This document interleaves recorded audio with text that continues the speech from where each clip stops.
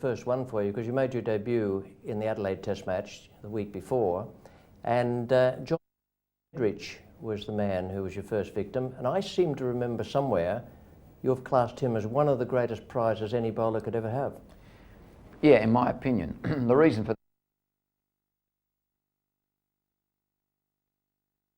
in the Adelaide Test match the week before, and John Edrich was the man who was your first victim, and I seem to remember somewhere you've classed him as one of the greatest prizes any bowler could ever have. Yeah, in my opinion. The reason for that is that I only played against him at the end of his career, and so therefore he must obviously have been better at some other stage. But at that stage, when I was playing against him, I found that he had such an incredible knowledge of where his stumps were. In other words, anything that wasn't on the stumps, he didn't play at, whether it be on leg side or on the offside. So the margin was very, very small as to where you could bowl to him to make him play. He'd play and miss and then just chew on that gum and stand there, hand on hip, chewing the gum, and not be perturbed by anything, any look you gave him, by having played and missed 3 or 4 in a row, and then he'd just go on and keep playing and nick and nudge all the way through for his runs. And you know, it wasn't a pretty play to watch, but I rated him as the hardest ever to get out. Well, that was in the Adelaide Test. Now, what about making your debut in that game?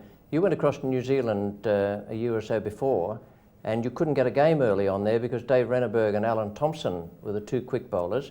You managed to force your way in, but it took you a long time to get into the Australian side. They tried a few others before you that year in 70-71.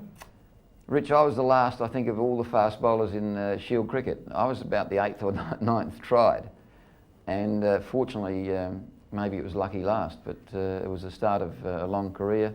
At that stage, I mean, I couldn't have possibly thought that it was going to be, having been sort of last cab off the rank. Lillee nearing the completion of his over, bowling again to not. And another one caught. A good catch this time.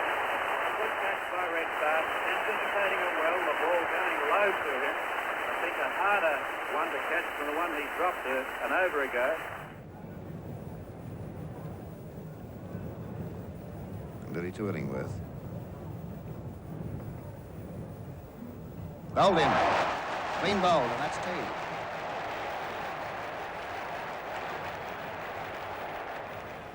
Lillee bowling to Snow. And he clean bowled him.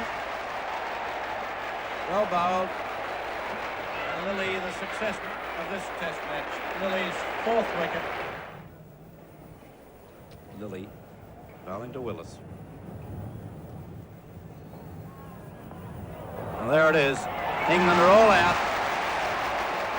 Willis caught by Walters at mid-on. And the bowling of Lillee for 4. Well, it was the start of something pretty good because then you went to England under Ian Chappell's captaincy, and in that first Test match up at Old Trafford,